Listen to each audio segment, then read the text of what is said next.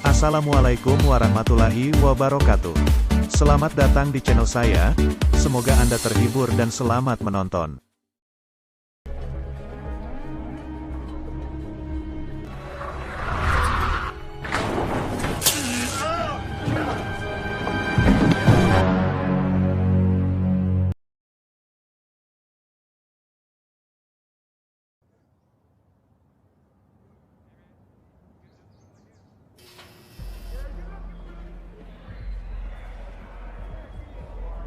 Film diawali dengan memperlihatkan seorang tahanan di sebuah penjara di mana dia tiba-tiba menyerang tahanan lain sehingga harus dimasukkan ke ruang isolasi.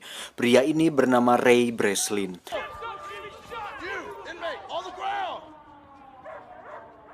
Saat akan dimasukkan, Ray terlihat memperhatikan semua hal yang ada di sana seperti sedang merencanakan sesuatu.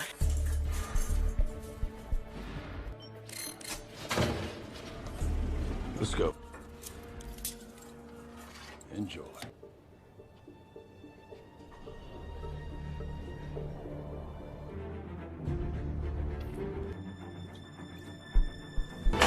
Lunchtime, inmate. Eat your veggies.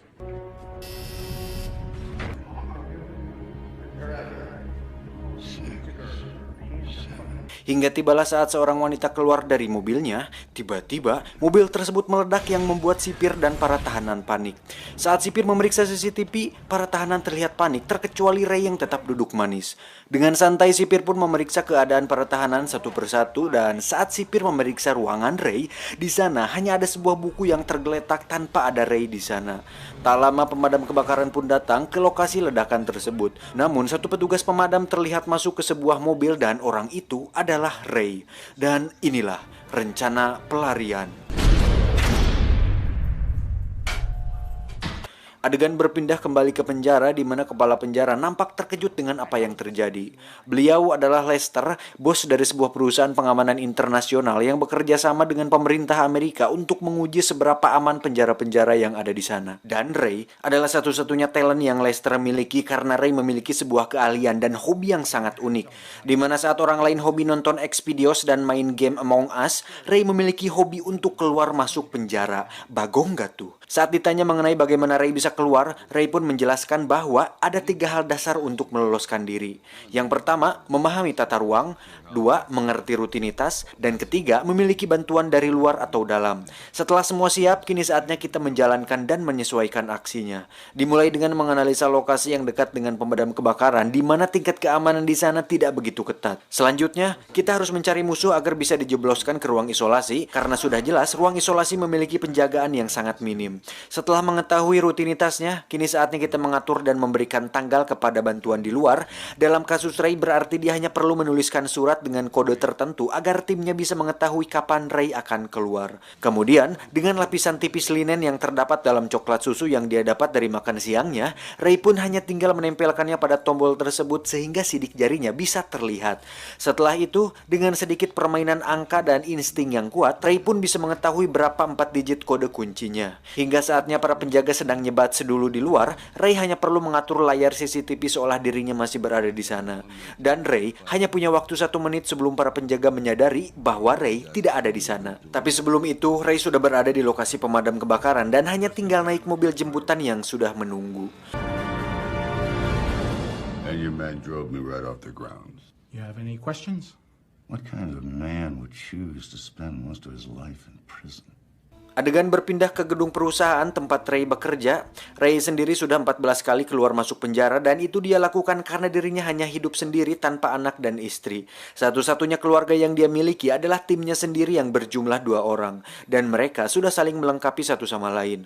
Tak lama saat Ray tiba di ruangannya, dia dipanggil untuk menemui seorang klien bernama Jessica. Dia adalah seorang agensi IA yang meminta Ray untuk mengetes suatu penjara yang lain daripada yang lain, di mana penjara tersebut merupakan fasilitas ketat ketat dan canggih karena diisi oleh para tahanan kelas berat seperti teroris dan penjahat internasional. Satu hal yang menarik adalah penjara tersebut berada di suatu lokasi yang tidak diketahui dan siapapun yang masuk ke sana tidak bisa menghirup udara dari luar karena sangat tertutup dan super ketat. Yang membuat Lester alias si bos menyetujuinya adalah karena CIA ini berani membayar 5 kali lipat dari biasanya, dan meskipun tim Ray kurang menyetujui pekerjaan kali ini, tetapi Ray memutuskan untuk melakukannya. You and your new identity will be picked up from this location.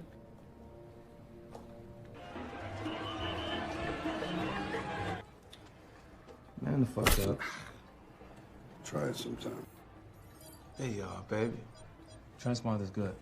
Tiba saatnya Ray akan dibawa ke penjara tersebut. Tiba-tiba sebuah mobil datang dan langsung melumpuhkan Ray. Di sana mereka semua nampak sudah merencanakan semuanya dengan matang, dan itu terlihat dari bagaimana mereka mengetahui bahwa Ray memasang alat pelacak di tubuhnya. Melihat hal itu, tim Ray baru menyadari bahwa ada sesuatu yang tidak beres di sini. Tetapi semuanya sudah terlambat.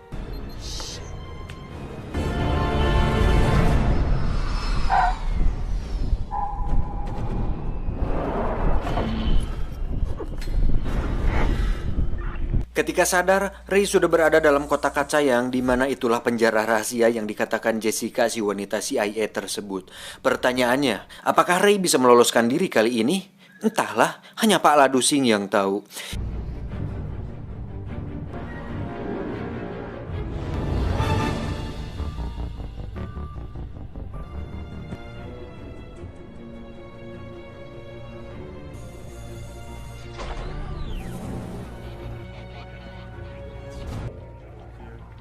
Ini adalah Hobbs, beliau adalah kepala sipir di penjara ini. Dia pun menjelaskan data diri Ray yang dimana di situ dirinya bernama Portos. Ray pun berulang kali mencoba menjelaskan bahwa ada kesalahan dalam hal ini dan meminta Hobbs untuk menghubungi Lester bosnya, bahwa dirinya bukanlah seorang tahanan. Tetapi Hobbs tidak mendengarkan perkataan Ray dan justru menegaskan bahwa jika Ray sudah berada di dalam sini, maka dia tidak akan bisa keluar lagi. Hingga akhirnya Ray pun menyadari bahwa dirinya sudah dijebak dan tanpa tim yang dia miliki, sangat mustahil untuk keluar dari sini. Anything? Getting the ghost bound, same as yesterday. Selanjutnya, kita pun akan diperlihatkan keamanan di sana, di mana setiap tahanan memiliki barcode sendiri di bajunya, dan penjaga selalu mengawasi mereka selama 24 jam. Pertama berbaur, Ray pun sudah mendapat masalah dengan tahanan lain di mana akhirnya ada seorang pria yang menyelamatkannya. Pria ini bernama Rod Meyer, salah satu tahanan yang cukup berpengaruh di sini. Why do you care? Porters don't get killed. If you say so.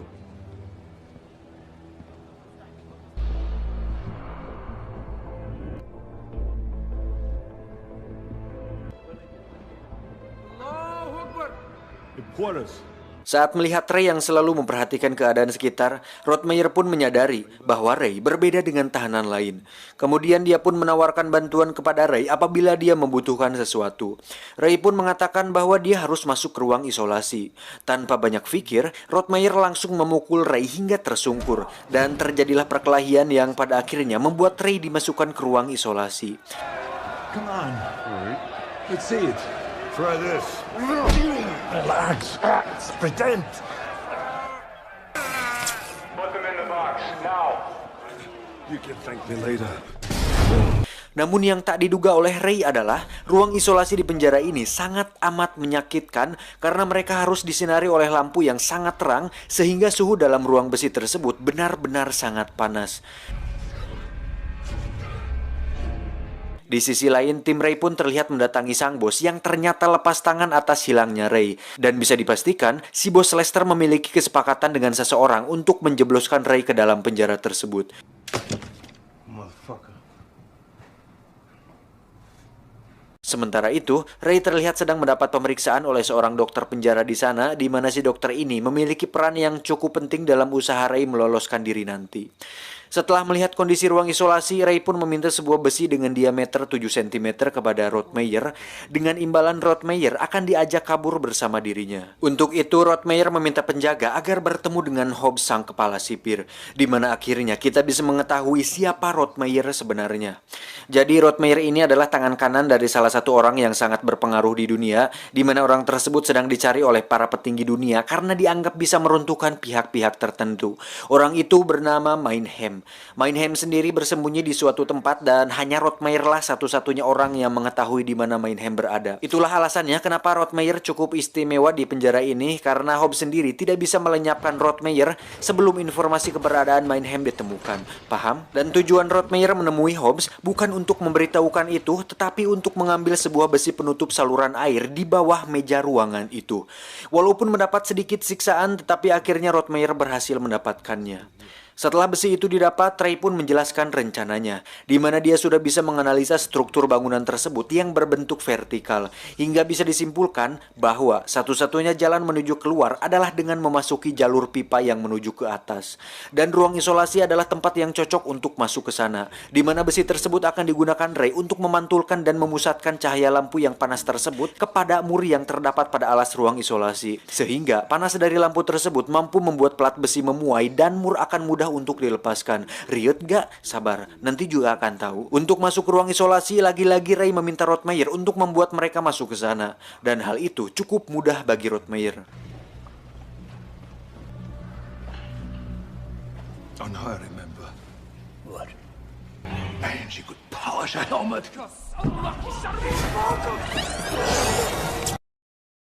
Setibanya di ruang isolasi, Ray pun langsung menjalankan aksinya.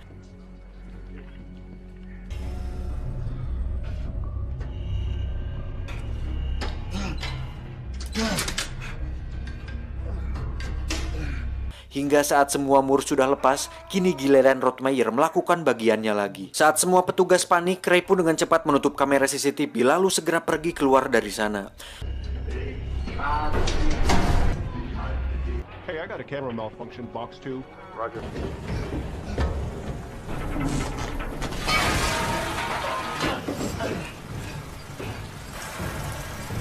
Dan betapa terkejutnya Ray saat mengetahui bahwa ternyata penjara tersebut adalah sebuah kapal yang besar yang berada di tengah lautan.